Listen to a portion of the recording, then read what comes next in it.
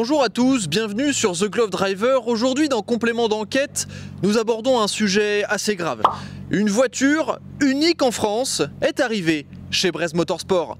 Vous vous posez des questions? Pourquoi Erwan n'a-t-il toujours pas été chez le coiffeur? Pourquoi porte-t-il un micro? Toutes ces questions, nous y répondrons dans ce reportage. Mais avant, on vous présente la Corvette ZR1. Effectivement, Denis, chez Brez Motorsport, aujourd'hui une voiture exceptionnelle qui a rejoint le garage. Vous l'avez peut-être vu dans différentes vidéos. Une Corvette ZO6 était autrefois présente ici. Désormais, le propriétaire l'a remplacée par une Corvette ZR1, une voiture exceptionnelle, Denis, exceptionnelle. On entend ici maintenant le vrombissement du moteur. Oui, oui, une voiture exceptionnelle avec un V8 6 litres de compresseur qui développe 765 chevaux et 980 Nm de couple. Quelles sont les intentions de son propriétaire? Compte-t-il prendre la route pour un circuit? En vrai, j'adore faire ça depuis que j'ai trouvé un micro. Dominique Chapotte, la version low cost, sans coiffeur.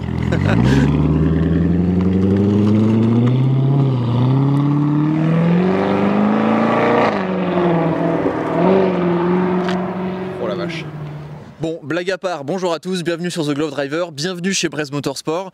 Cette intro un peu stupide a été faite parce que j'ai trouvé un micro et que mes amis le savent très bien, j'adore faire les voix de présentateurs. Mais aujourd'hui, on n'est pas du tout là pour m'entendre faire ça.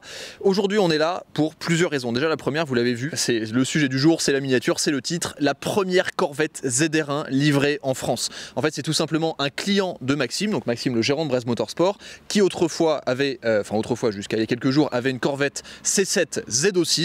Et il vient de recevoir aujourd'hui sa nouvelle Corvette C7 ZR1, une voiture monstrueuse, déjà par les performances, par la puissance.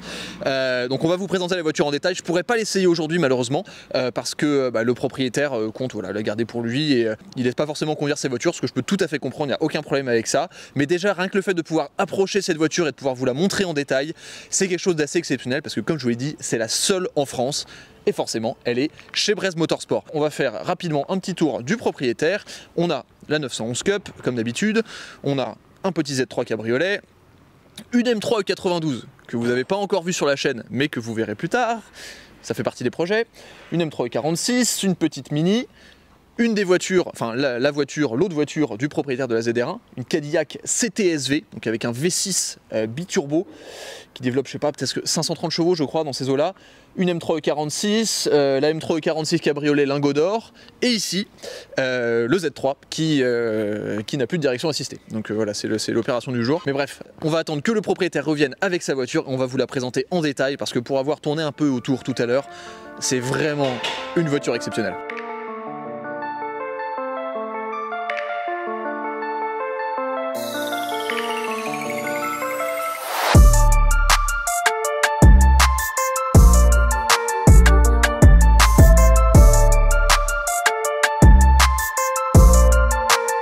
Alors, la voiture est revenue, je continue avec le micro parce que je trouve ça très drôle et j'ai l'impression d'être un présentateur professionnel.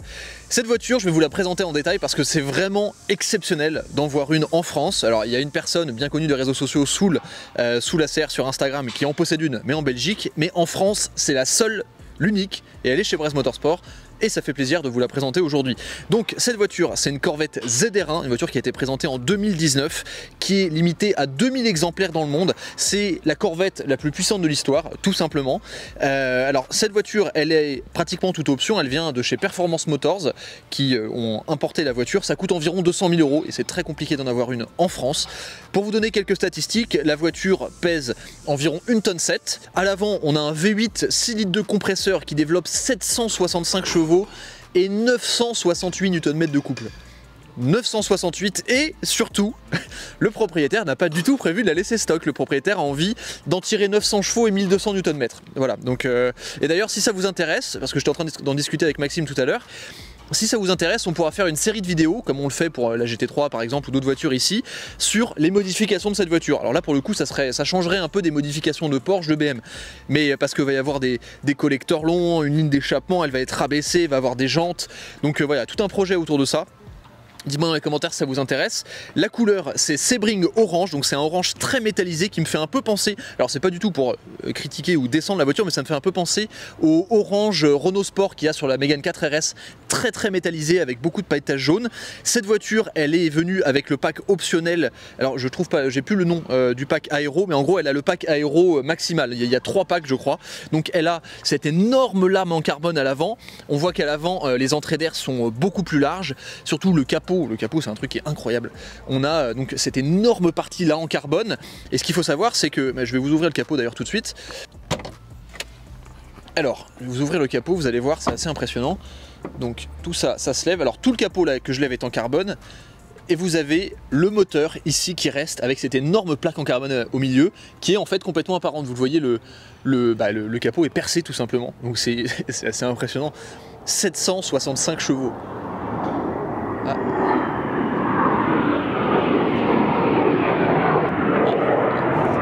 Ça aurait pu être le bruit de la Corvette qui passe, mais non, c'est un avion.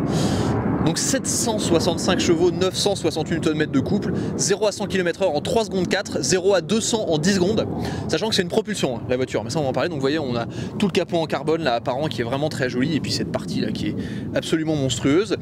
Sur les Corvettes, et c'est le cas pour toutes les Corvettes, en tout cas génération C7, on a le toit qui est amovible, qu'on peut mettre dans le coffre. Alors là, sur cette voiture, on a le toit en carbone. C'est quand même génial de se dire qu'on peut avoir une voiture aussi puissante et aussi démoniaque, je pense que le mot est adapté, en targa. C'est quand même assez dingue. Ici, on a des écopes pour canaliser l'air, on en a aussi en bas. On a ici des énormes extracteurs d'air derrière les jantes. Toutes ces parties là sont en carbone évidemment, de toute façon toutes les parties en noir sont en carbone sur cette voiture. Des énormes jupes latérales aussi pour asseoir encore plus la voiture. Et à l'arrière on a, donc ça fait partie également du pack aérodynamique plus, cet énorme aileron en carbone avec les plaques sur les côtés qui sont vraiment gigantesques. Alors on en parlait avec le propriétaire tout à l'heure parce que c'est un fan d'américaine, il a la Cadillac qui est là-bas, je vous ai montré tout à l'heure. Il me demandait par rapport à une Viper, à la SRT Viper GTS que j'ai essayé, quelle est la plus méchante. Et j'ai dit en fait la différence c'est que celle-là, toutes les lignes sont très anguleuses, c'est pas forcément élégant comme voiture, je pense que vous serez tous d'accord avec moi. Par contre c'est ultra énervé. La Viper elle est élégante, elle a des formes qui sont très arrondies. Donc là on a le badge ZR1 à l'arrière, le logo Corvette, les énormes quadruples sorties d'échappement, un diffuseur qui est pas très travaillé à l'arrière, c'est assez marrant, mais ouais, et ça fait un son, et le propriétaire trouve que ça fait du bruit mais pas assez, donc bon bref.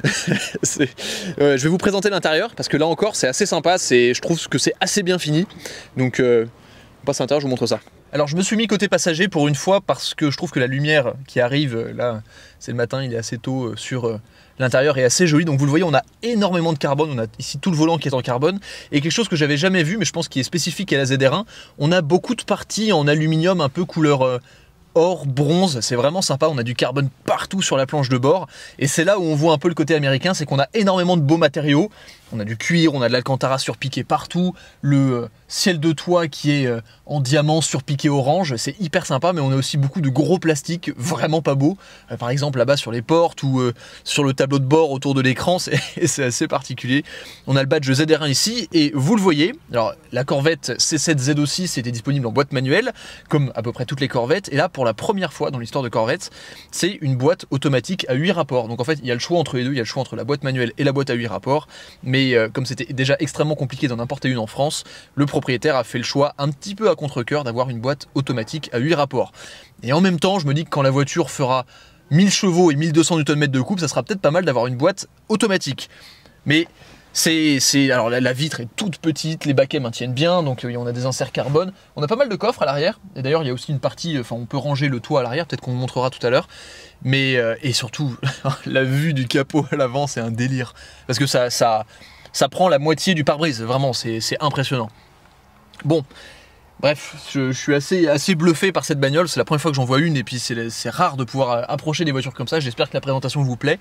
Et ce que le propriétaire m'a dit maintenant, c'est que même si je peux pas la conduire, on va aller faire un petit tour en passager, histoire de voir un petit peu ce que ça donne, et peut-être dans le futur, ça va être un tour assez rapide, histoire de profiter un petit peu de l'ambiance, et peut-être que dans un futur assez proche, on ira faire un vrai tour avec des vraies images, des vrais travelling de la voiture, etc., pour vous montrer ce que ça donne sur la route, parce que, ouais, je pense que ça va être assez dingue. Et surtout, dites-moi dans les commentaires si vous voulez suivre les modifications qui vont arriver sur cette voiture, parce que là encore, c'est du contenu assez exclusif.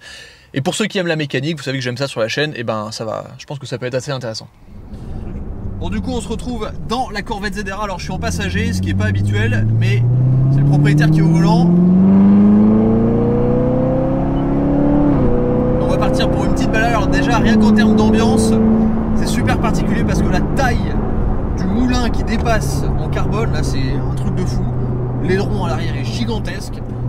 L'ambiance est hyper flippante en fait, c'est assez particulier. L'habitacle est tout petit. Bon, je suis quand même bien assis, je suis bien installé. Mais on va aller voir un petit peu ce que ça donne. Mais déjà rien que l'ambiance, rien que le son, c'est déjà assez fantastique. Et les formes de la voiture sur le capot.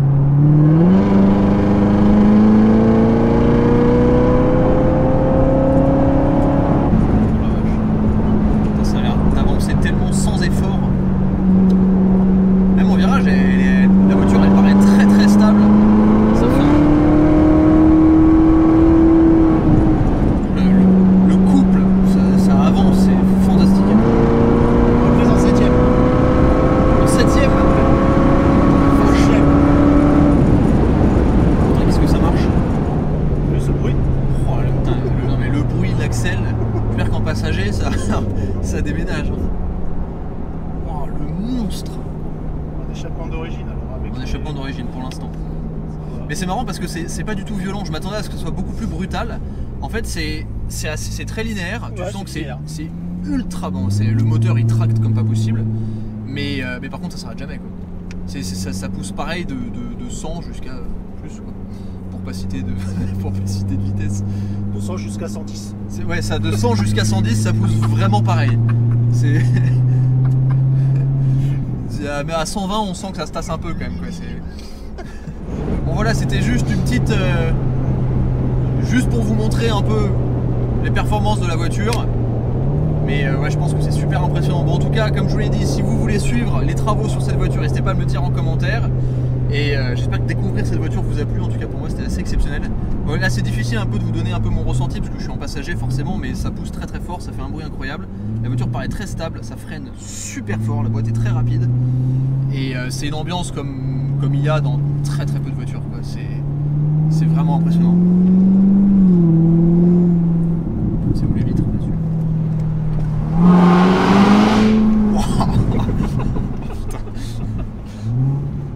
Ah oui, c'est sérieux. Bon allez, à très vite, ciao.